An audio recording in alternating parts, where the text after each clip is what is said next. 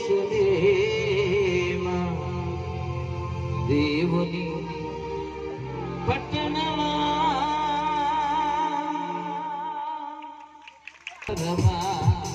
దేవుని పట్టణమా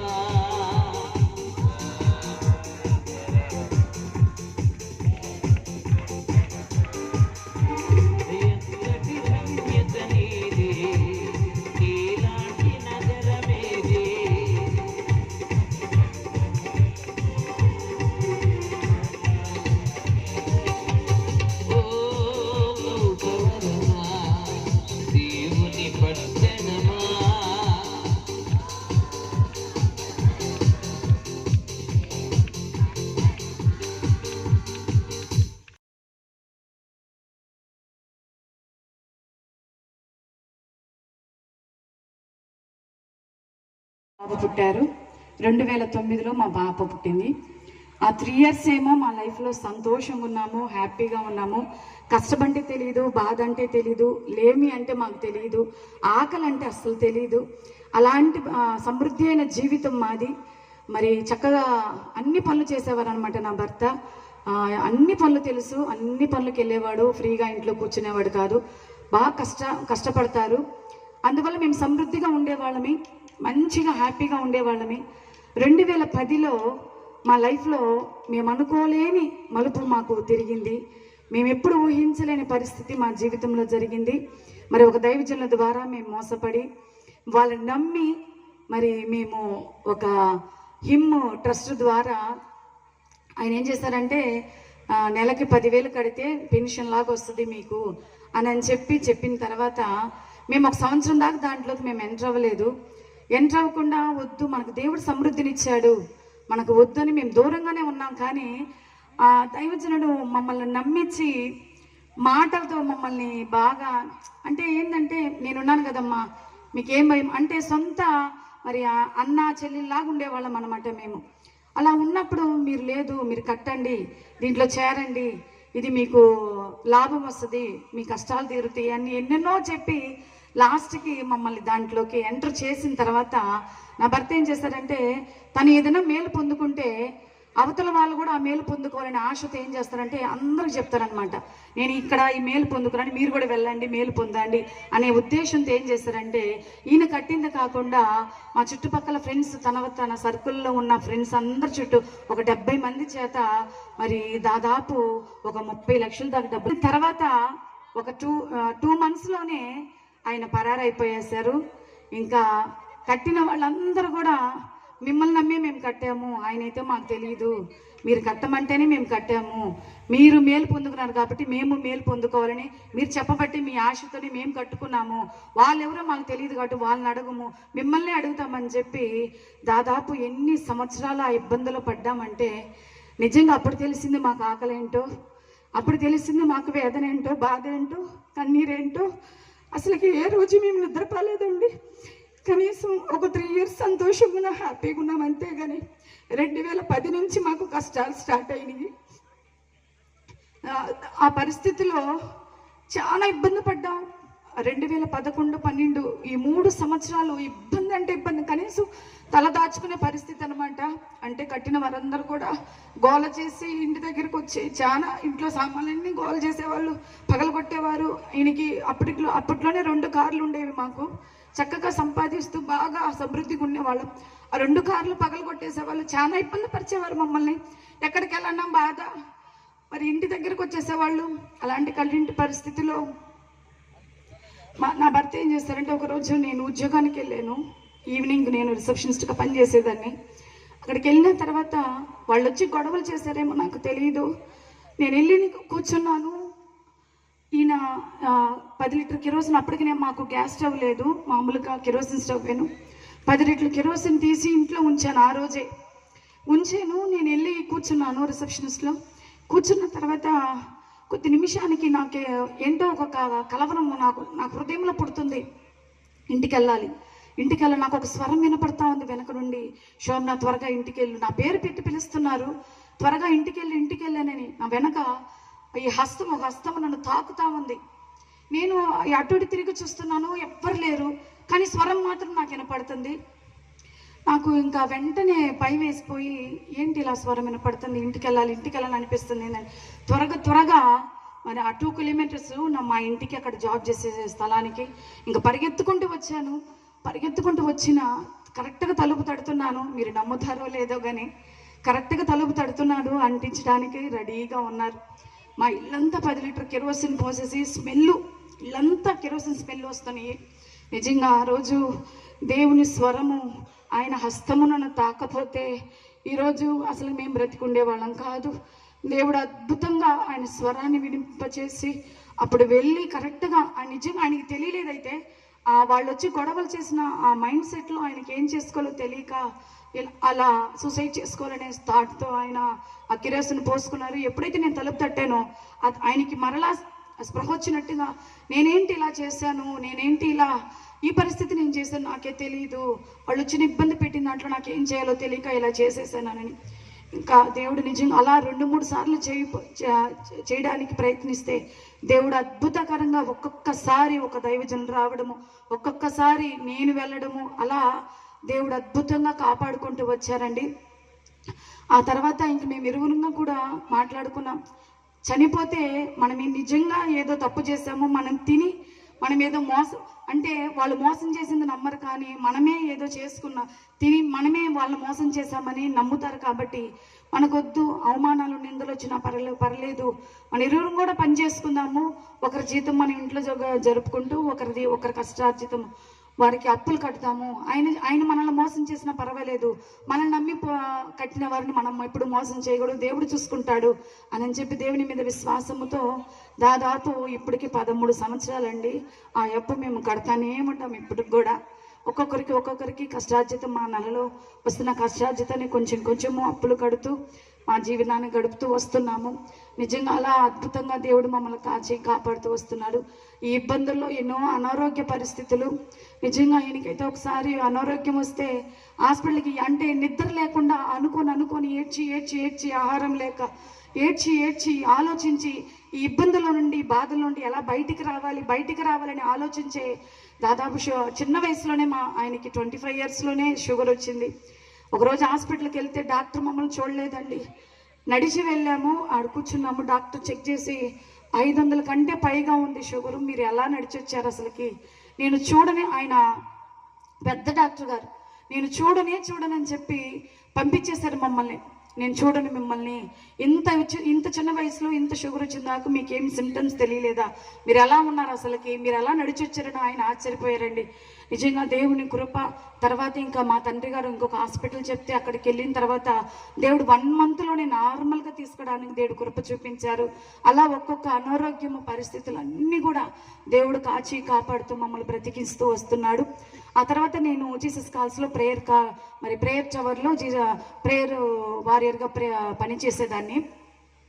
ఒకరోజు ఇలాగ ఇబ్బంది అంటే చాలా పోరాటం, గొడవలు చేస్తూనే ఉన్నారు. ఆ రోజు ఉద్యోగానికి వెళ్తా, ప్రభువా ఒకటి మమ్మల్ని ఉంచితే సమృద్ధిగా సంతోషంగా మమ్మల్ని ఉంచండి, ఈ పరిస్థితుల నుంచి మమ్మల్ని బయటకు తీసుకొచ్చి ఉంచండి, లేకపోతే ఫ్యామిలీగా మమ్మల్ని తీసుకోండి ప్రభువా, ఈ బాధలు మేము పడలేకపోతున్నాను, ఈ అవమానాలు, కనీసం మేము వీధిలో తిరిగేదానికి కూడా నేను చాలా భయపడేదాన్ని. అలా అవమానంగా నాకు వద్దు ప్రభువా ఈ జీవితం అని చెప్పి దేవుని సన్నిధిలో ఆ రోజు ఏడ్చుకొని 8 hours డ్యూటీ చేయాలి. 8 hours డ్యూటీ చేసి చేపలకు వెళ్ళి 1 hour ప్రేయర్ చేసుకొని, ప్రభా ఈరోజు నేను ఇంటికి వెళ్తున్నాను, ఆ రోజు నేను సూసైడ్ థాట్లో ఉన్నాను అంటే అంతకుముందు దాకా ఆయన ఉన్నారు. తర్వాత నాకు జీవితం మీద విరక్తి వచ్చేసింది, ఇంక బ్రతకూడదు, నాకు ఈ లైఫే వద్దనుకొని ఆ రోజు 1 hour దేవుని సన్నిధిలో ప్రేయర్ చేసుకుని, ప్రభా ఉంచితే బాగా ఉంచు, లేకపోతే నన్ను ఫ్యామిలీతో తీసుకో, ఒకరు వెళ్ళి ఒకరున్నా కూడా ఇబ్బంది, మేము వెళ్ళి పిల్లలను చూడలేరు అని దేవుని సన్నిధిలో కన్నీరు కాచి మోకరించి ప్రార్థించుకొని ఈరోజు నాతో మాట్లాడాలి ప్రభా, నాకు ఏదైనా ఒక దారి చూపించాలి, లేకపోతే కరెంటు వైర్లో చేయి పెట్టాలని నిర్ణయం చేసుకొని వచ్చాను. నేను ఇంటికి వెళ్ళిన తర్వాత నేను ట్యూబ్లైట్ కరెంటు వైర్లు అంటే ఏది చేసుకోవాలన్నా నాకు చాలా భయము, మామూలుగానే నాకు భయం అంటే స్వభావం కలిగిన దాన్ని. అందువల్ల నేను కరెంటు వైర్లు చేయి పెడతాను, మీరు నాతో మాట్లాడకపోతే అనుకొని నేను ఆ రోజు ఇంటికి వచ్చాను. ఇంటికి వచ్చిన 1 hourకి నేను 5 గంటలకు ఇంటికి వచ్చాను. 6 గంటలకు నాకు ఒక ఫోన్ కాల్ వచ్చింది. ఆవిడెవరో నాకు తెలియదు, సిస్టర్ గారు ప్రార్థన చేసే ఆవిడ. మరి దేవుడు ఉదయకాలంలో ఆమె ప్రేయర్ చేసుకుంటుంటే నన్ను చూపించి ఈరోజు ఆ అమ్మాయితో నువ్వు మాట్లాడాలి అని చెప్పి ఆమెకి చెప్పారంట. నాకైతే తెలియదు, కానీ ఆమెను నేను ఎప్పుడు చూడలేదు, ఆమె నన్ను ఎప్పుడు చూడలేదు. ఆ దేవుడు తెల్లవారుజామున అయిన తర్వాత ఆ రోజంతా ఈవినింగ్ 6 o'clock దాకా ఆమె కాంటాక్ట్స్లో ఎవరెవరు ఉన్నారో, శోభన అనే పేరు కలిగిన అమ్మాయి ఎవరెవరు ఉన్నారో వాళ్ళందరూ కూడా ఆమె కాంటాక్ట్ చేసి ఈ అమ్మాయి శోభన అనే పేరు కలిగిన అమ్మాయి ఎవరైనా మీకు తెలుసా, మీకు తెలుసా, మీకు తెలుసా అని అడిగినప్పుడు లాస్ట్కి 5 గంటలప్పుడు మా పెదనాన్న వాళ్ళ కొడుకు కోడలు వచ్చి ఒక స్కూల్లో పనిచేసేవారు. వారి ద్వారా నా నంబర్ ఆమె దగ్గరికి వెళ్ళి 6 గంటలకంతా నాకు ఫోన్ చేసింది. ఫోన్ చేసి సిస్టర్ శోభన అన్న. అవును సిస్టర్ అన్న. దేవుడు ఈరోజు నీకు తోడై ఉన్నాడని చెప్పమన్నాడమ్మా ఉదయకాలంలో నాకు అని అన్నారు. నిజంగా 1 hour నాతో మాట్లాడింది ఆ సిస్టరు. నా పరిస్థితి అంతా చెప్పింది. దేవుడు నీ పరిస్థితి అంతా నాకు చూపించారు సిస్టర్. ఇంతవరకు లోకరీతిగా మీరు ప్రయాసపడుతున్నారు. ఈ కష్టాల్లో, ఈ ఫైనాన్షియల్ ప్రాబ్లమ్స్లో మేము చెయ్యని పని లేదు. చెన్నైలో ఉన్న వారికి అందరికీ తెలుసు. టిఫిన్ కొట్టు కానీ, ఏమో బట్టల షాప్ అని, మేము చేయని వ్యాపారం లేదు, వెళ్ళని పనులు లేవు. అన్ని పనులు చేసేవాళ్ళమి, అంత కష్టపడే వాళ్ళమి, కానీ రూపాయి మిగిలేదు కాదు. అంత కష్టంలో ఉన్నప్పుడు ఆమెన్నది ఒకే మాట, లోకరీతిగా నువ్వు చాలా ప్రయాసపడుతున్నావు సిస్టర్, నీ ఫినాన్షియల్ ప్రాబ్లమ్స్ మెరుగుపరచుకోవడానికి నువ్వు ప్రయాసపడుతూ ఉన్నావు, కానీ దేవుని చిత్తం ఎప్పుడైనా నువ్వు దేవుని దగ్గర అడిగావానని. కానీ చిన్నప్పటి నుంచి నేను దేవుళ్ళు ఎదిగాను కాబట్టి ప్రార్థిస్తాను, కానీ ఏ రోజు కూడా దేవుని అయ్యా నీ చిత్తం ఏంటో నేను ఎప్పుడు అడగలేదు. నిజంగా ఆమె ఫోన్ కాల్ నా జీవితాన్ని మార్చింది. ఆమె అన్నది, సిస్టర్ ఉదయకాలంలో నిన్ను చూపించి నీతో మాట్లాడమని, నీ పేరు నీకు తోడై ఉన్నానని నాతో చెప్పమన్నాడు సిస్టర్. ఈరోజు నీకు చెప్పేశాను, నెక్స్ట్ నుంచి దేవుడే నీతో మాట్లాడతాడు, ఇంకా నాతో కూడా నీకు పని అవసరం ఉండదని చెప్పారు. నిజంగా అదే ఫోన్ కాల్ లాస్ట్. ఇంతవరకు నేను ఆమెను చూడలేదు, ఆమెతో మాట్లాడలేదండి. మళ్ళీ ఆమె ఫోన్ కాల్ కూడా నాకు రాలేదు. ఆమె చెప్పినట్టుగా మరి దేవుని చిత్తాన్ని నీ పట్ల అడుగు శోభన అని అంది. ఒకే మాట, దేవుని ప్రార్థన చేసి నీ చిత్తం ఏంటి ప్రభు అని అడుగు. ఆ తర్వాత ఆయన ఏ పని చేయమంటే ఆ పని చెయ్యనని చెప్పింది. తర్వాత 6 నెలలు ఫాస్టింగ్ ఉండి ఆమె చెప్పినట్లుగా తెల్లవారుజామున మోకరించి ప్రార్థించేదాన్ని. దేవుడు నాకు ఎంత శక్తినిచ్చాడు, ఎంతసేపు నేను ఉండగలుగుతాను అంతసేపు దేవుని సన్నిధిలో ప్రార్థించేదాన్ని. నీ చిత్తాన్ని నాకు బయలుపరచు ప్రభా, ఇంతవరకు నేను నీ చిత్తం ఏంటో నేను తెలుసుకోలేదు. నా ఇష్టానుసారంగా నేను వ్యాపారాలు చేసుకుంటూ ఏదో ఉద్యోగానికే వెళుతూ నేను ఉంటున్నాను, కాబట్టి నీ చిత్తం నాకు తెలియాలని చెప్పి దేవుని సన్నిధిలో ప్రార్థించిన తర్వాత 6 నెలలకంతా దేవుడు ఇదే మారి మీటింగ్స్లో దేవుడు నాతో మాట్లాడే ఉదయకాల సమయంలో ఇరువురము వెళ్ళి ఒక పాస్టర్ గారి దగ్గర మరి దర్శనంలో దేవుడు చూపించాడు. మేము వెళ్ళి అయ్యా ఒక శాశ్వతమైన ఉద్యోగం ఈ ప్రవ్వా మాకు అని చెప్పి మేము అడుగుతున్నాము. ఆయన అన్నాడు, నేను ఒక శాశ్వతమైన పని ఇస్తాను, మీరు చేస్తారా అని అన్నారు. నేను చేస్తానయ్యానని చెప్పి ఆయన దగ్గర అన్నాను. ఆయన అన్నాడు, ఒక స్థలానికి వెళ్ళి మీరు నాకు సువార్త చెప్పాలి, మీరు సాక్షులుగా నిలబడాలి, ఇదే నేను ఇచ్చే పని మీకు, నేనే మిమ్మల్ని పోషిస్తాను అన్నాడండి. ఇంకా ఆ తర్వాత దేవుడు మాట్లాడిన తర్వాత మా పనులన్నీ వదులుకున్నాను. దేవుని సన్నిధిలో సాక్షిగా నిలబడాలి, మరి ఆయన చెప్పిన పని చెయ్యాలని చెప్పి సేవలో వాడబడుతూ ఇలా దేవుని సన్నిధిలో చిన్నగా సువార్త పరిచర్య, కరపత్రుల పరిచర్య చేస్తూ మరి అనేక మంది స్త్రీలు నాలాంటి పరిస్థితిలో ఉన్నవారు కుటుంబంలో కష్టాలు బాధల్లో ఉండి మరి చనిపోవాలి, జీవితం మీద విరక్త కలిగిన అలాంటి స్త్రీలను బలపరచాలనే ఆశతో నేను ముందుకు కొనసాగుతున్నాను. ఒక ఫోన్ కాల్ నా జీవితాన్ని మార్చేసింది.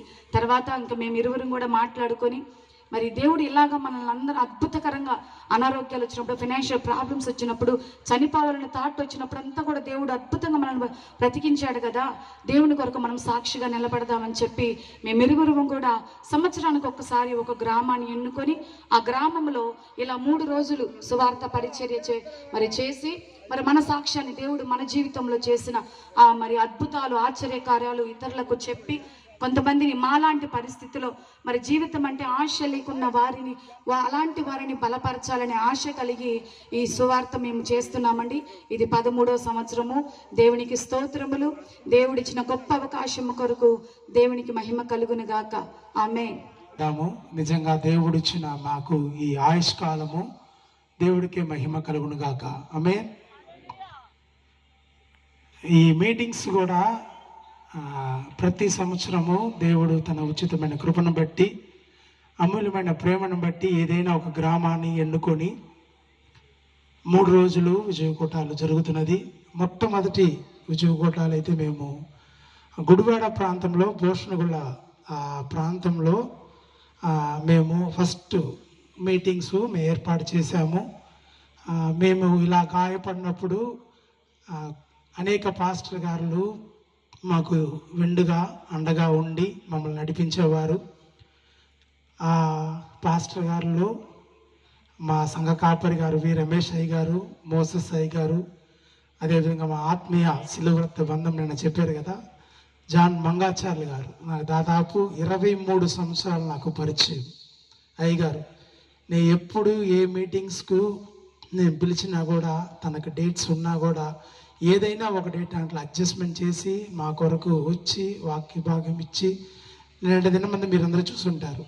ఆయన ఎవరో మేమెవరో, మా కొరకు ఆయన బలిపీఠం దగ్గర కన్నీటితో ఏడ్చారు. ఇదే ఫస్ట్ టైం మా కొరకు ఒక దైవజనుడు బలిపీఠం దగ్గర ఏడ్చి మమ్మల్ని ఎంతగానో బలపరుస్తున్నాడు. ఈరోజు కూడా చెప్తానండి, మీరు ఏమనుకోకండి. ఈరోజు అయిపోయినా కూడా నా దగ్గర డబ్బులు లేవు. అయితే దేవుడిని విశ్వాసిస్తున్నాను, ఖచ్చితంగా విశ్వాసిస్తున్నాను. ఎందుకంటే ప్రతి సంవత్సరం ఇలాంటి మీటింగ్స్ పెట్టేటప్పుడు మీరు అనుకోవచ్చు ఏదో వీళ్ళకి ఎక్కడి నుంచో వస్తుంది, ఎక్కడి నుంచో తెస్తున్నారండి. నిజంగా కాదండి. మీ సంపాదనలో ప్రతి నెలలో ఏదో చిన్న చీట్ వేసుకొని నేను ఒక 40,000 50,000 పెట్టుకుంటాను. 13 సంవత్సరాల నుంచి ఈ మీటింగ్స్ జరుగుతుందంటే ఆ 13 సంవత్సరాల డబ్బులు ఉంటే నా కుమార్తె పెళ్ళి గ్రాండ్గా చేసేవాడిని. ఎందుకంటే ఎవరైనా ఒక్క ఆత్మ దేవుడుకు నిజంగా అండి చెప్పండి, రక్షింపబడితే భూలోకమందు ఆనందము, పరలోకమందు ఆనందము. ఎప్పుడైనా నేను చనిపోతే దేవుడి దగ్గర నన్ను తీసుకుంటాను, నాకు నమ్మకం ఉంది, విశ్వాసం కూడా ఉంది. అలాంటి పరిచర్య దేవుడు మాకు ఇచ్చారండి. మా టీం కూడా చాలా మంది చెప్తారు, పాస్టర్లు కూడా చెప్తారు, ఎవరికి లేని భాగ్యం మీకు ఇచ్చారు. మీటింగ్స్ జరపాలంటే చాలా కష్టమండి. ఏదో వచ్చేస్తే డబ్బులు పెట్టుకుంటే అన్నీ జరిగిపోతాయి, ఖచ్చితంగా కాదండి. ఈరోజు డబ్బులు పెట్టుకున్నాం, 2 లక్షలు 3 లక్షలు పెట్టుకున్నాం. ఇదే మీటింగ్లో వర్షం వచ్చి ఏం చేసి ఉంటాం? గుండెలు బాదుకొని ఉంటాం, అంత డబ్బులు పోయిందని. అయితే మన కన్నీరు దేవుడు ఆలకిస్తాడు. ఎందుకు ఈ మాట నేను చెప్తున్నానంటే, ఇక్కడ దేవదాస్ అయ్య గారు ఈ ప్రాంతంలో పరిచర్య చేస్తున్నాడు. నాకు అయ్యగారు చెప్పపోయినా వేరే ఒకరి ద్వారా నాకు వినపడ్డాను. ఈ మీటింగ్స్ ఎలా జరుగుతాయి మేము కూడా చూస్తామన్నారు. నా దగ్గరే చెప్పారు.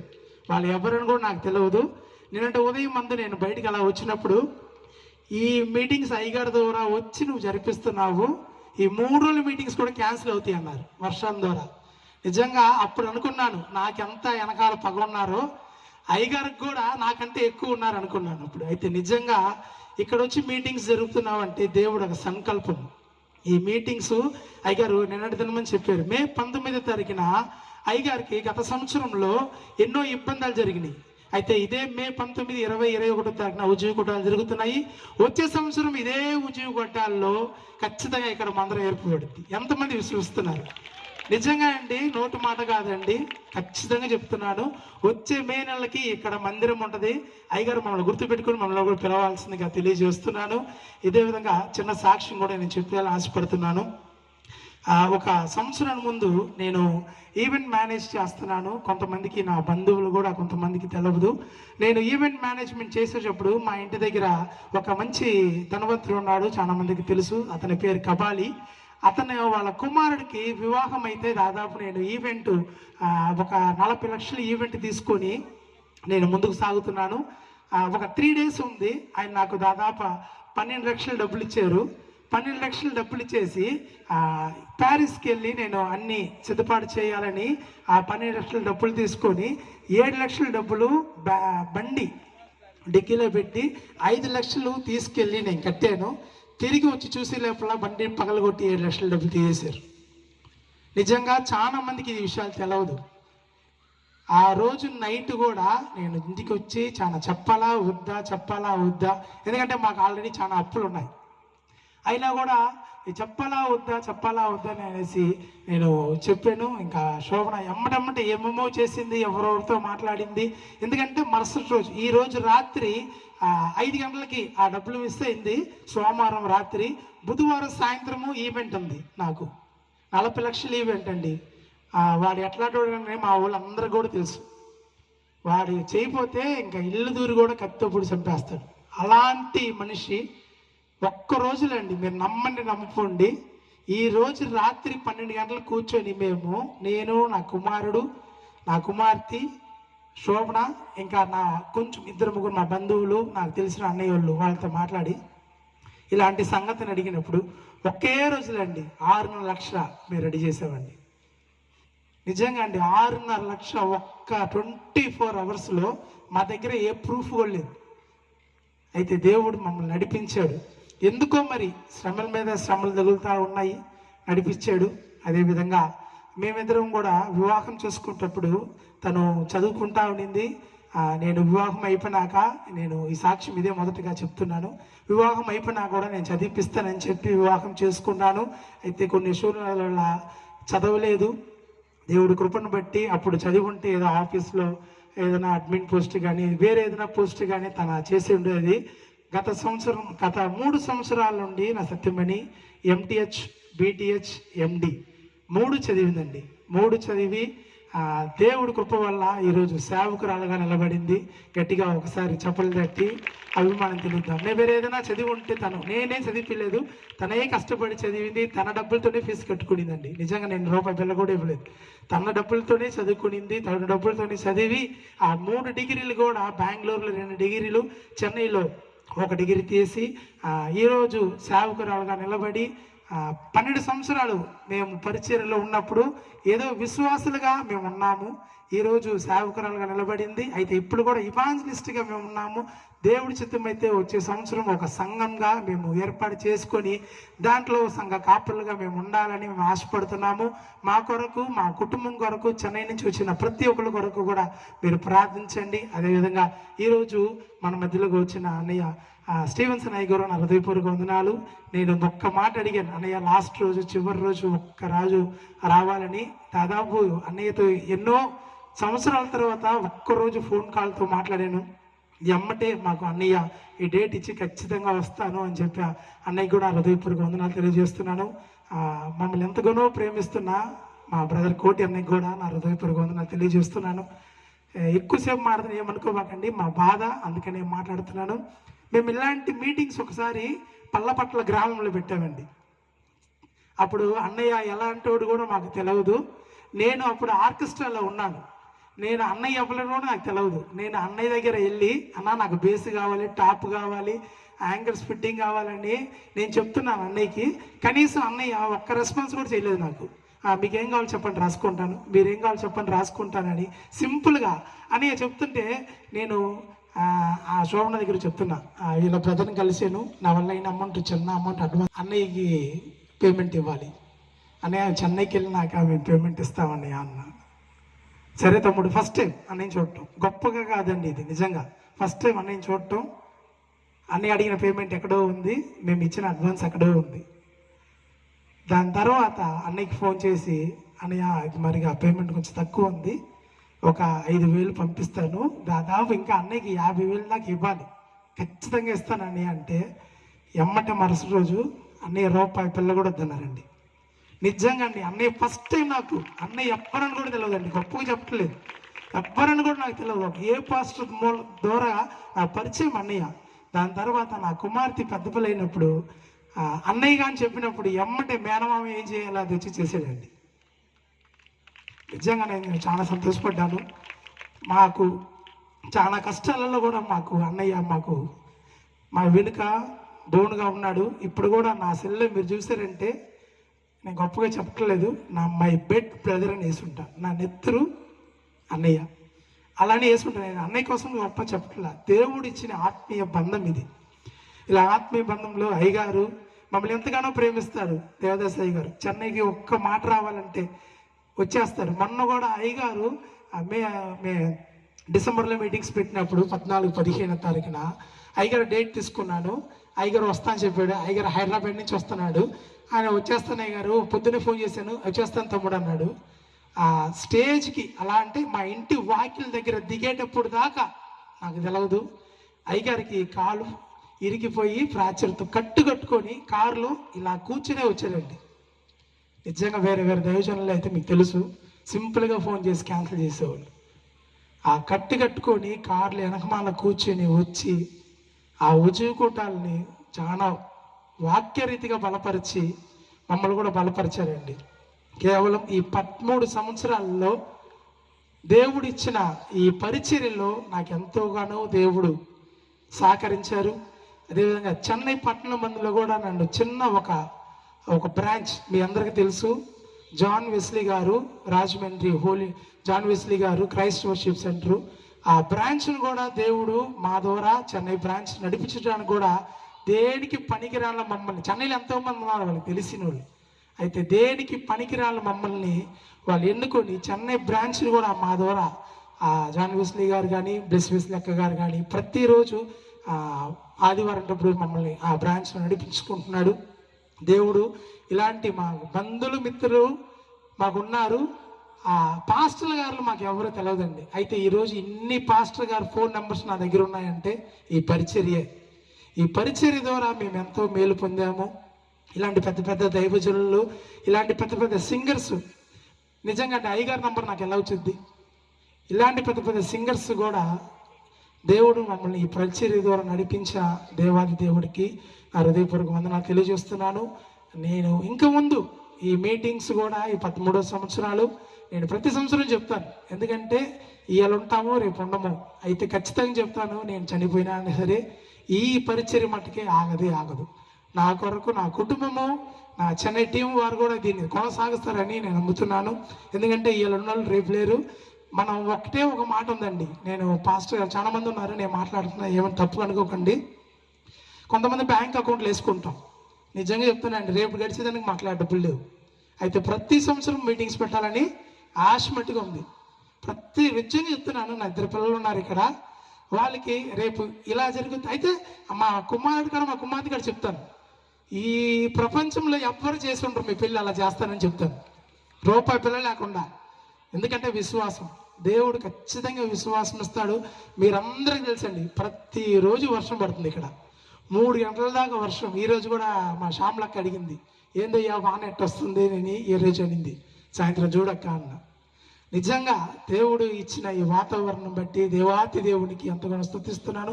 మా కొరకు, మా కుటుంబం కొరకు మీరు ప్రార్థించండి. ఇంత సమయం తీసుకున్నందుకు దయచేసి క్షమించండి. ఈ చిన్న సమయాన్ని నాకు అందజేసిన సంఘ కాపరి గారికి, అదేవిధంగా వేదికలు అందించిన మా పాస్టర్ గారికి, అందరికీ కూడా నా హృదయపూర్వక వందనాలు తెలియజేస్తున్నాను. మా కొరకు, మా టీం కొరకు కూడా మీరు ప్రార్థించాల్సిందిగా తెలియజేస్తూ, కూటమికి కూడా నా హృదయపూర్వక వందనాలు తెలియజేస్తున్నాను.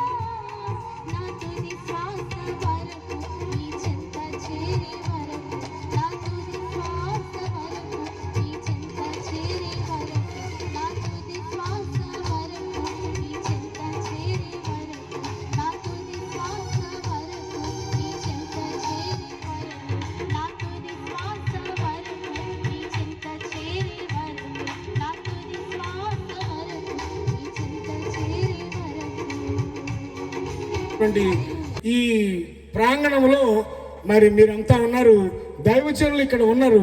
దాన్ని బట్టి మేము చాలా చాలా చాలా సంతోషిస్తూ దేవుని స్తుతిస్తున్నాం. కౌత్ర విశ్వాస సంఘం మరింత గట్టిగా స్తోత్రం చెప్పండి. హల్లెలూయా. మరి దైవజనులు ఈ ప్రాంతం ఈ స్థలం మీద అడుగుపెట్టడం ద్వారానే మరి చరిత్రాత్మకమైనటువంటి ఒక గొప్ప ఆశీర్వాదం ఇక్కడ జరుగుతుందని నేను ప్రగాఢంగా నమ్ముతున్నాను. మరి చాలా చెప్పడానికి ఇది సమయం కాదు. ఇక్కడున్న మీ అందరూ నాకు కనబడుతున్నారు, కానీ చాలా సొంత బిడ్డలు కనబడలేదు. కనబడని వారి మీద ఉన్న మనసంతా, కనబడే వారి మీద కంటే కనబడని వారి మీద మనసంతా తిరుగుతుంది. సంఘంలో కొంతమంది నేను అప్పుడప్పుడు చాటును ఏడుస్తుంటే, ఎందుకంటే ఏడుస్తున్నావు, నువ్వు నిన్ను కాదని నువ్వు పోతే మంచిదని కోరుకున్న వాళ్ళ మీద ఎందుకు నీకు అంత ధ్యాస, వదిలే దేవుడు ఉన్నాడు అని నన్ను బలపరిచారు ఈ మధ్యకాలంలో చాలాసార్లు. కానీ అది వదిలే బంధం కాదు, అది తెగిపోయే బంధం కాదు, అంత శ్రేష్టమైనటువంటి ఆత్మ సంబంధం. మరి గత సంవత్సరం ఎంతో చక్కగా ఈ ఏర్పాట్లన్నీ చేసుకున్నాం. మరి మే నెలలో అన్ని మెటీరియల్ తెచ్చుకున్నాం, అన్ని పర్మిషన్స్ కూడా దేవుడు మనకి ఇచ్చాడు. ఈ ఇక్కడ మందిరం కట్టడానికి డైరెక్ట్గా కృష్ణా జిల్లా కలెక్టర్ వారిని మేము కలిసాం. మేము దేవాలయం కట్టుకుంటున్నాం, చర్చి కట్టుకుంటున్నాం అని వారిని డైరెక్ట్గా మేమందరం కలిసాం. వారు మైనార్టీ డిపార్ట్మెంట్ వారికి ప్రిఫర్ చేశారు. మైనార్టీ డిపార్ట్మెంట్ వారు 13 రకాలైనటువంటి ఐటమ్స్ మా నుంచి కోరారు. దేవుని మహాకృప అన్నిటినీ మేము సమర్పించాం. తర్వాత మరి బ్యాంక్ అకౌంట్ దాని పేరు మీద తీసుకున్నాం. ఈ స్థలం అంతా కూడా చర్చి పేరు మీదే తీసుకున్నాం, ఏ వ్యక్తికి సంబంధించింది కాదు. ఇది ఒక స్వాస్థ్యంగా ఉండాలి అనే దాని మీద దీన్ని తీసుకోవడానికి కృప చూపాడు దేవుడు. మరి అన్ని చెల్లించాం. తర్వాత మరి మన గుడివాడ గౌరవనీయులైన ఎమ్మెల్యే గారిని మేము 2 సార్లు ఇక్కడికి ఆహ్వానించాం. ఆయన కాన్స్టిట్యున్సీలో మరి ఎమ్మెల్యే క్యాండిడేట్గా ప్రకటించబడక ముందే ఆయన మా మధ్యకి వచ్చారు. ఎందుకంటే నిజంగా దేవుని స్తుతిస్తున్నాను. దేవుని చిత్తం రేపు చెప్పాలి ఈ మాట. దేవుని చిత్తమైతే వారు రేపు మనతో ఉంటారు. మరి మేము ఎంతో సంతోషించింది ఏంటంటే, మరి గుడివాడ గౌరవనీయులైన ఎమ్మెల్యే గారు ఒక పాస్టర్ గారు అల్లుడు. దేవుని స్తోత్రం చెప్పండి, గడికి స్తోత్రం చెప్పండి, హల్లెలూయా. మరి ఆయన 2 సార్లు మా మధ్యకి వచ్చారు. తర్వాత ఈ స్థలాన్ని ఆయన పరిశీలన చేశారు. నేనున్నాను మీతో అని ఆయన చక్కటి మాటలు అన్నీ సిద్ధపరచబడ్డాయండి. దేవుడు అద్భుతాలు చేసుకుంటూ వచ్చాడు. ఇక దీనికి ఒక ప్లాన్ కూడా వేశాం. తర్వాత ఒక హైదరాబాద్లో స్టార్ కన్స్ట్రక్షన్స్ అనేటువంటి ఒక దైవభక్తి కలిగిన బిడ్డలతో ఒక మంచి ప్లాన్ కూడా వేశాం. బడ్జెట్ కూడా సిద్ధపరిచాం. ₹1 లేకుండా నిలబడి ఇక్కడ దాకా దేవుడు మమ్మల్ని తీసుకొచ్చాడు. ఎందుకంటే మా చర్చి పేరే కౌతరం. చెప్పండి విశ్వాసులు, మీ పేరు నేను చెప్పాలా? కౌతరం విశ్వాసుల సంఘం. ఇంకా అదే చర్చి పేరు, ఎందుకంటే ఇది ఇంగ్లీష్ పేరు ఉండకూడదని, ఊరంతటికి సంబంధించిందిగా ఉండాలనే ప్రగాఢమైనటువంటి నమ్మికతో ఊరు పేరుతోనే చర్చిని పిలుచుకోవాలనే ఆశతో ఈ పేరు పెట్టడానికి దేవుడు కృప చూపాడు. అంత విశ్వాసంతో నిలబడితే దేవుడు చాలా అద్భుతాలు చేశాడు. ఇక వచ్చేసిందండి, ఇక సమయం దగ్గరికి వచ్చేసింది. అన్ని పర్మిషన్స్ వచ్చినాయి. పంచాయతీ ఈవో గారు మమ్మల్ని గౌరవించి సంతకం పెట్టారు, ఇది అప్రూవ్ చేశారు. అక్కడ నుండి గుడ్లవల్ల ఎంపీడీఓ గారు అప్రూవ్ చేశారు. గౌరవనీయులు కీర్తిశేషులు ఈ మధ్యలో మరణించినటువంటి చిన్నిబాబు గారి ఇంటి పేరు ఏదో ఉంది దీంట్లో, వడ్లమూడి చిన్నిబాబు గారు, ఆయన ఈ మధ్యలో కాలం చేశారు. వారు చాలా చోట్లకి ఫోన్లు చేశారు, పాస్టర్ గారు వస్తున్నాడు మీ దగ్గరికి, చర్చి పర్మిషన్ అది మాకు తెలుసు, అది మీరు పెట్టండి సంతకం అంటే ఈఓ గారు పెట్టారు, ఎంపీటీఓ గారు పెట్టారు, గుడివాడ డివిజనల్ ఇంజనీర్ గారు పెట్టారు. ఆ బ్లూ ప్రింట్ ప్లాన్ మీద అప్రూవల్ అవ్వాల్సినంతా వచ్చేసిందండి. దేవునికి స్తోత్రం, హల్లెలూయా. దాని మీద క్లియర్గా రాసింది అనమాట, ఇది చర్చ్ బిల్డింగ్ అని. చివరికి ఒకటి ఆగింది. చివరిది ఏంటంటే, చుట్టుపక్కల ఉన్నటువంటి వారి ద్వారా 10 మందితో సంతకాలు పెట్టించాలి, నాకు ఎలాంటి అబ్జెక్షన్ లేదని, అది కావాలి ఫైనల్గా అని అడిగారు. దేవుని మహాకృప ఏంటంటే, ఇదిగో మన ఎదురుగా ఉన్నటువంటి మా ప్రియ సహోదరులు వారందరూ కూడా ఇంకా దేవుని నామాన్ని పూర్తిగా రుచి చూడనటువంటి వారందరూ ఏం మ్యాటర్ రాశారు చెప్పండిరా, ఇక్కడ దేవుని మందిరం కట్టడం మా అదృష్టంగా భావిస్తున్నాం అని రాశారు వాళ్ళు. హల్లెలూయా. 32 మంది కుటుంబాలు, ఇప్పుడు మన ముందు ఉన్నటువంటి కుటుంబాలు ఇవే 32 కుటుంబాలు, ఒక్క కుటుంబం కూడా బీరిపోకుండా వరుసనే అందరూ సంతోషంగా సంతకాలు పెట్టి ఇక్కడ చర్చి కట్టడం మాకే అదృష్టం అని వారు ఎంతగానో సంతోషంగా పెట్టారు మన బిడ్డలు. ఇంకా ఆలస్యం లేకుండా ఇంకా దేవుని మీద ఆధారపడి ఏదో తీసుకొచ్చాం. తర్వాత ఇదిగో ఆ కంకర వేసేసాం. ఆయన ఇచ్చిన ప్లాన్ ప్రకారం ఇసుక వచ్చింది. తర్వాత ఐరన్ రెడీగా పెట్టాం, అది కూడా వస్తుంది. తర్వాత సిమెంట్ తెచ్చాం. చివరిగా సిమెంట్ తెమ్మన్నాడు ఆయన, ఎందుకంటే అది 3 నెలలే ఉంటుందని. 53 గ్రేడ్ అల్ట్రాటెక్ సిమెంట్ అంతా వచ్చింది. ఇంకా ప్లాన్ అంతా రెడీగా ఉంది. ఇక మరుసటి వారంలో దీన్ని ప్రారంభించాలని ఆశపడుతున్నాం. సరిగ్గా పోయిన సంవత్సరం మే 19వ తారీఖున పెంతెకొస్తు ఆదివారం నాడు ఎక్కడి నుంచి ఎలా జరిగిందో తెలియదండి, సొంత బిడ్డలు వాళ్ళే నా సర్వస్వాన్ని నేను భావించానండి. వాళ్ళ దగ్గర నేను తిని తాగానండి. వాళ్ళ ఇంట్లో బిడ్డగా ఉన్నానండి.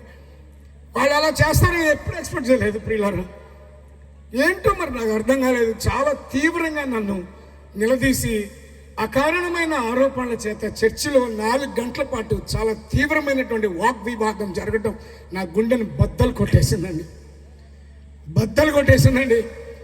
దేవుణ్ణి ఎరగని అన్యుడు నన్ను కర్రతో కొడితే సంతోషపడేవాడండి. దేవుణ్ణి ఎరగని అన్యులు ఎంతోమంది నన్ను నిందించారండి. కౌతలలో మైక్ పెడితే ఒక ఆయన డైరెక్టర్ నా దగ్గరికి వచ్చి ఎవడు అనేది ఎందుకు వచ్చేవారు ఇక్కడికి అన్నారని నేను చాలా సంతోషపడ్డాను. దేవునికి స్తోత్రం, హల్లెలూయా.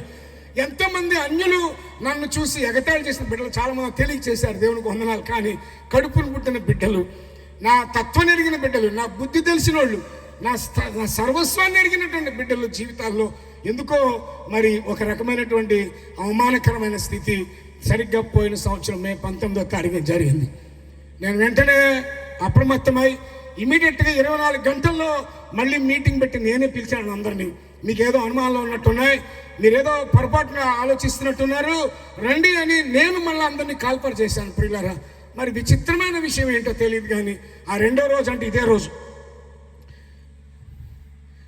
రోజు అండి మేము చర్చిలో మేము ఒక్కళ్ళు వెళ్ళిపోయాము.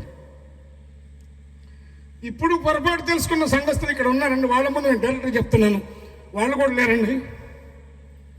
నేను, నా భార్య, పిల్లలు, ఒక 2 కుటుంబాలు. రాత్రి 10:30 గంటల వరకు వాగ్వివాదం జరిగింది. దేవుని బిడ్డలారా, ఒక్కదానికి కూడా ఆధారం లేదు, ఒక్కదానికి కూడా దానికి రికార్డు ఆధారం లేదు. కానీ ఊరంతా వినపడే పెద్ద అల్లరి జరిగిపోయింది. దేవుని బిడ్డలారా, అందరూ లేకు నువ్వు లే, ఈ అక్క ఇంకెందుకు అక్క, అమ్మాయి నువ్వు ఎందుకు పాస్ గారు మనం చెప్పినట్టు చేయనంటే ఆయన ఇష్టం చేసుకుంటా అంట, లేక అంటే దేవుని బిడ్డలారా ఇక్కడున్న బిడ్డలు కూడా ఉన్నారు, అందరూ వెళ్ళిపోయారండి. సరిగ్గా మే 20వ తారీఖున 27 సంవత్సరాలు మేము ఎక్కడున్న తిప్పలపడి నానా యాత్రపడి పరిచయకు వచ్చినందుకు దేవుడు ఇచ్చిన గొప్ప ప్రతిఫలం ఏంటంటే మేము ఒక్కరిగా మిగిలిపోయి ఏడ్చుకుంటూ వెళ్ళిపోయామండి. అది ఎందుకు జరిగిందో నాకు అర్థం కాలేదు. నేను ఒక పాట నాకు చాలా ఇష్టం, ఆ పాట నా లైఫ్లో కూడా నెరవేరింది. పాత పాట మా నాన్న పాడేవాడు. 100 గొర్రెల మందలో నుండి ఒకటి తప్పి ఒంటరి హాయ, 100 గొర్రెల వచ్చి మీ అందరికి 100లో నుండి ఒకటి తప్పి. కారణం లేకుండా ఈ భయంకరమైన సమస్య మా పరిచర్యకు వచ్చింది. హఠాత్తుగా అన్నీ ఆగిపోయినాయండి. అప్పుడు వేసిన కంకర అలాగే ఉంది, అప్పుడు వేసిన ఇసుక అట్లాగే ఉంది. ఆ షెడ్ లోపల 300 సిమెంట్ కట్ట గడ్డపోయి అట్లాగే ఉంది. దేవుని బిడ్డలారా, వాటిని అలాగే ఉంచాను నేను. జూలై 2వ తారీఖున గొప్ప ఫౌండేషన్ స్టోన్ వేసామండి. అందరినీ పిలిచి పురాతన సంఘ పెద్దలు 5గురితో 5 రాళ్ళు వేయించామండి. అదిగో అక్కడే పునాది, ఇదిగో అక్కడ. కొత్తగా ఉన్న కమిటీలో 5గురితోను మొట్టమొదటి రాయి మా ఆత్మీయ తండ్రి పాస్టర్ గారితో, చివరి రాయి నేను మేస్త్రి గారు వేసామండి. దేవుని బిడ్డలారా, ఎక్కడెక్కడ ఉండిపోయినండి. అది కూడా కూలిపోయింది. మొన్న ఇక్కడ ఏదో కార్యక్రమం జరిగితే ఆ వ్యాన్ వెనక్కి తీస్తే అది కూలిపోయింది. ఊరంతా కాముకున్నారండి. అరే పాస్టర్ గారు బాధపడతాడే, ఆ ఫౌండేషన్ స్టోన్ అలా వేసింది కూలిపోయిందే, ఆ కూలిపోయిన దాన్ని చూసి పాస్టర్ గారు బాధపడతాడే, ఒక్క మాట అనలేదే మమ్మల్ని ఎందుకు కూల్చారని ఎవరు అడగలేదే, మరి మనం దాని సంగతి చూద్దామని మా ఊర్లో ఎవరికి బాధ్యత లేదు, ఎవరికి లెక్కలేదండి సేవకుడు అంటే. దేవునికి స్తోత్రం, హల్లెలూయా. నేను దాన్ని అలాగే ఉంచానండి మొన్నటి వరకు. నీ కూటాలు ప్రారంభం నిన్ననే నాకు మనసు ఊరుకోక ఇంత అద్భుతమైన దేవుడు ఆచరణ చేస్తే అది ఎందుకు అక్కడ దాన్ని తీసేయండి అంటే ఈ మన పిల్లలందరూ దాన్ని తీసి పక్కన పెట్టారు. ఈ పరిస్థితుల్లో ఉన్న మా జీవితాలను దేవుడు జ్ఞాపకం చేసుకొని సంవత్సరం తర్వాత మళ్ళీ కూటమి పెట్టాలనుకున్నాను. అది జరిగిన తర్వాత ఒకదానికొకటి పిల్లారా, మా ఇంట్లో మా చిన్న కోడలికి థైరాయిడ్ క్యాన్సర్ అని తేలింది పిల్లారా. అది 3 ఒపీనియన్స్ తీసుకున్న తర్వాత 3వ ఒపీనియన్కి ఇద్దరు, మా అబ్బాయి వాడు ఇద్దరు కలిసి హైదరాబాద్ వెళ్ళి బసవతారకం క్యాన్సర్ హాస్పిటల్ తిరిగి వస్తుంటే బస్ ఎక్కడానికి ముందు వాళ్ళిద్దరు బెడ్ మీద ఉన్నారు. 3-4 నెలలు వాళ్ళకి ఉద్యోగాలు లేవు, ఏమి లేవు పిల్లారా. ఒక తర్వాత ఒకటి, దాని తర్వాత ఒకటి. డిసెంబర్ 26వ తారీఖు నేను మా పాస్టర్ గారు బండి మీద స్కూటీ మీద వెళ్తుంటే మేము స్కిడ్ అయి పడిపోయాం. నా మోకాలు లోపల ఈ దాన్ని ఏమంటారు టేర్ అయ్యి అది నరం తెగిపోయింది. ఇప్పటికీ అది నేను ఇప్పుడు ఇక్కడ మెట్లెక్కుతుంటే నాకు ఆశ్చర్యం కలుగుతుంది, ఎట్లా ఎక్కుతున్నానని. నేనైనా ఎక్కేదని. రీసెంట్గా ఒక వారం క్రితం వరకు నేను మెట్లు ఎక్కలేకపోయాను పిల్లరా. ఇప్పుడు ఎన్నిసార్లు ఎక్కి దిగుతున్నాను, ఇది నా శక్తి మాత్రం కానే కాదు. దేవునికి స్తోత్రం, హల్లెలూయా. సో ఒకదాని తర్వాత ఒకటి వస్తూ ఉంటే నేను మనసులో అనుకున్నాను, మళ్ళీ మే 19 వస్తుంది. ఆ మే 19వ తారీఖున ఏదైనా ఒక కార్యక్రమం పెట్టి దేవుని మహింపరచాలి అని. ఏం చేయగలం, అందరూ తిప్పలు పడుతున్న వాళ్ళమే. కానీ దేవుని మహాకృప రాత్రి చెప్పాను, యూదులకు ఏమన్నాడండి బొర్దకే ఎస్తేరుతో, అమ్మా నువ్వు ఈ సమయమందు మౌనంగా ఉన్న ఎడల యూదులకు సహాయమును విడుదలయ్యను మరి ఒక దిక్కు నుండి వచ్చినట్లుగా ఇప్పుడు దక్షిణ దిక్కు నుండి మా చెన్నై మహానగర తమిళనాడు నుండి మాకు సహాయం దేవుడు పంపాడండి. దేవునికి స్తోత్రం, హల్లెలూయా. సుధాకర్ తమ సహోదరుడు ఎంతో ముచ్చటైన వాడు. ఇక్కడ ఇందాక జ్యోతి అన్న అమ్మాయి ఉంది, ఏదో పిల్ల ఎక్కడ ఉంది జ్యోతి, అది భూషణ కూడా తయారు చేశాడు. ఇశ్రాయేలీయులకు ఎవడైతే ఇశ్రాయేలీయులు నాశనం చేయాలనుకున్నాడో వాడింట్లోనే దేవుడు ఒక నాయకుడిని ఇశ్రాయేలీయులకు తయారు చేస్తున్నాడు. స్తోత్రం చెప్పరా, గట్టిగా స్తోత్రం చెప్పు, హల్లెలూయా. నీ ఇంటిలో నాయకులను దేవుడు సిద్ధపరచునుగాక, యాజకులను సిద్ధపరచునుగాక, ప్రవక్తలను సిద్ధపరచునుగాక. అందుకనే నీ సంతానము ఏంటి, ఆ మాట చదవండి, ముగించేస్తున్నాను. యెషయా గ్రంథం 54వ అధ్యాయం. నీ సంతానం అన్న మాట కాదు చదువున్నాను, ఏందా నువ్వే చదువు. నీ సంతానమును అన్యజనులు దేశమును దేవుడి స్తోత్రం చెప్పరా, హల్లెలూయా. అందరూ లేచి నిలబడండి. నిరీక్షణ లేని దానిగా ఉన్నావా, నిరాశలో ఉన్నావా? గొడ్రాలు ఎలా ఒక అవమానాన్ని నిందని అనుభవిస్తుందో దేవుడు నిన్ను విస్తరింప చేస్తానని వాగ్దానం చేస్తున్నాడు. దేవుడు నిన్ను వ్యాపింప చేస్తానని వాగ్దానం చేస్తున్నాడు. దేవుడు నీకు ఆనందమునిచ్చునుగాక, దేవుడు నీకు సంతోషమునిచ్చునుగాక. ఇదిగో మన మధ్యలో వెలుగు సంచరిస్తా ఉంది. వెలుగు వెలుగు వెలుగు వెలుగు వెలుగు పట్టుకో. దేవా నీ వెలుగు నాలో ప్రవేశించాలయ్యా. నా దేవుని వెలుగు నీలో ప్రవేశించుడు ద్వారా దేవునికి విరోధమైన చీకటంతా పోవునుగాక. ఈ 3 దినాల సభలో దేవుని వాగ్దానాలన్నీ నీ మీద నెరవేరటానికి, ఆ వాగ్దానాలు నీ కొరకు సిద్ధపరచబడి దేవుడు అందిస్తూ ఉండగా వాటిని నువ్వు స్వతంత్రించుకొందువుగాక. నీ 2 చేతులు పైకి ఎత్తి, ప్రభువా కృప చూపయ్య అని ఒక చిన్న మాట రా. అందరూ నోరు తెరిచి, మౌనంగా ఉంటే అవదు. అలలు నాపై విసిరి కొట్టగా నావని చేరే బ్రతుకుటెంత ఆదుకో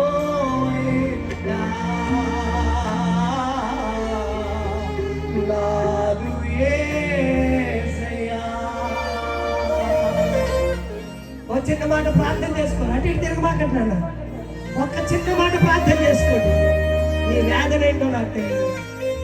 ఏ పరిస్థితుల్లో నువ్వు నలిగిపోతున్నావో, కలవరపడుతున్నావో, విసిగిపోతున్నావో, అలలు నాపై విసిరి కొట్టగా నావ నిండుగా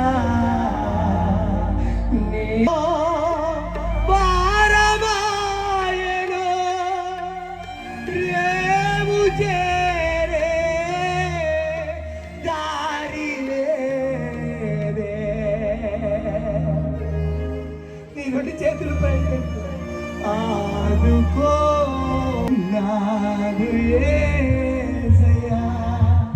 సేవలో నలిగిపోతున్నా, వ్యక్తిగతంగా నలిగిపోతున్నా, ఈ దేవుడు ఈ రాత్రి నీ దేవుడు నిరీక్షణతో నిన్ను నింపును గాక.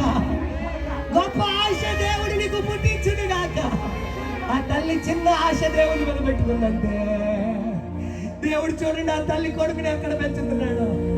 ఆ తల్లి కొడుకుని ఏ ఇంట్లో పెట్టాడో చూడు. ఆ తల్లి కొడుకుని ఎంత ఉన్నతంగా పెట్టాడో చూడు. ఎంత ఉన్నతంగా పోషిస్తున్నాడో చూడు. రేవు చేరే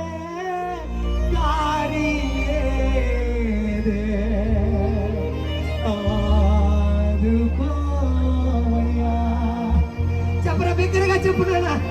రెండు చేతుల పైకెత్తి చెప్పు. ఏ కలవరంలో ఉన్నావు, ఏ గందరగోళంలో ఉన్నావు, ఎక్కడ విసిగిపోతున్నావు, ఎక్కడ నలిగిపోతున్నావు, ప్రభువా కృప చూపయ్యా. చెప్పరా నాన్న. దయాళుడా, పరిశుద్ధుడా, నీ దాసుల అయ్యగారికి అప్పగించి నీ పరిచర్ని నీ కృపతో మీరు నింపుదురు కాక. She never thought that ఆమె దాచలేక ఇంకా నా వల్ల కాదనుకుని ఆ నైలులో వదిలిపెట్టలేదని ఒక చిన్న ఆశ ప్రభా. ఆ చిన్న ఆశ కుమారుడు ఎక్కడ పెంచిందో ప్రభా. మాలో ఉన్న చిన్న ఆశ మా పనిని గొప్పగా చేయును గాక. మా పనిని గొప్పగా మార్చును గాక. మా బ్రతుకులను గొప్పగా మార్చును గాక. మా జీవితాలని నామానికి మహిమకరంగా చేయును గాక. నువ్వు నమ్మదగిన దేవుడు అయ్యా. నువ్వు నమ్మదగిన ఎప్పుడు మా ఎడల అయ్యా. చెప్పరా తల్లి. రెండు చేతుల పైకెత్తి ఒక్క మాట, ఒక చిన్న కన్నీటి బొట్టు పెట్టాలనుకుంటే పెట్టు. రెండు చేతుల పైకెత్తి యేసయ్య నీ బిగ్గరగా అరవాలంటే అరువు. హృదయంలో నేను కుమిలిపోవాలనుకుంటే కుమిలిపో దేవుని సన్నిధిలో. దేవుడు నీ హృదయాన్ని ఈ రాత్రి పరలోకం నుండి నీ మనసుని నీ హృదయాన్ని చూచును గాక.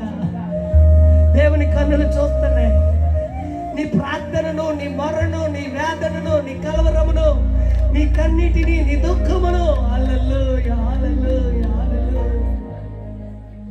ప్రేమ గల తండ్రి, ఈ రాత్రి ఎంతమంది బిడ్డలైతే చిన్న ఆశ కొరకు నీ సన్నిధిలో మొరపెడుతున్నారు, వారిని ఇప్పుడే నీ కృప కప్పును గాక.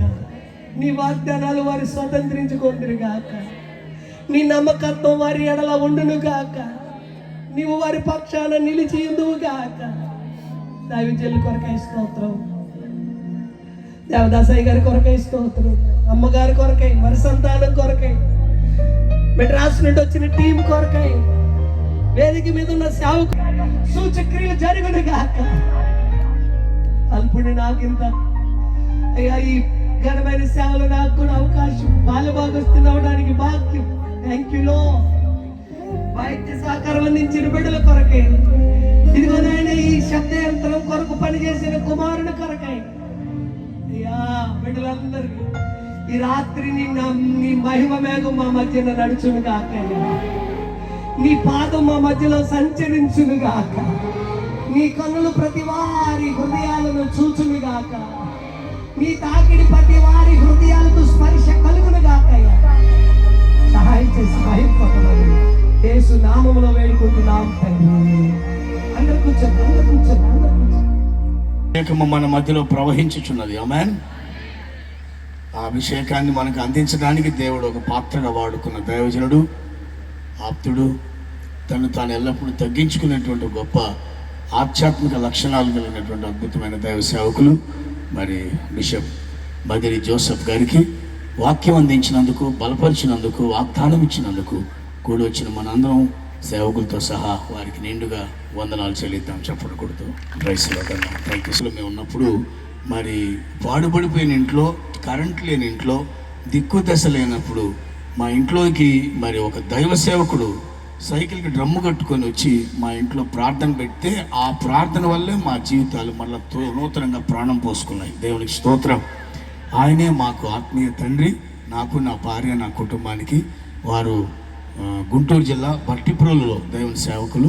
ఆయన పేరు గౌరవనీయులు శ్రీ బొజ్జ ఆశీర్వాదం అయ్య గారు మన మధ్యలో ఉన్నారు. వారిని నేను ప్రేమతో ఆహ్వానిస్తున్నాను. అందరూ చప్పట్లు కొట్టి దేవునితో దేవుని స్తుతిస్తున్నాను. గారు రావు గారు మనవడే. Praise the Lord. Hallelujah. Praise God. Praise God. వారికి మన సభల తరపున ఒక మంచి షీల్డ్ బహుకరిస్తున్నారు. Praise God. దేవుని మహాకృప. Praise the lord. అద్భుతమైన వర్తమానం, నిరీక్షణ లేని వారికి నిరీక్షణ కలిగించే వర్తమానం దేవుడు ఆయన నోట పలికించి మనందరితో ఏకాత్మతో దేవుడు పనిచేస్తున్నాడు అనడానికి సాక్షిగా ఆయన నిలిచాడు. గొంతెత్తి అరిచాడు, గొంతంతా దాచుకోకుండా పాడి మనల్ని ఆశీర్వించాడు. దేవుడు ఆయన బహుగా దీవించి ఆశీర్వించింది కాదు అని చెప్పిన ఆమేన్.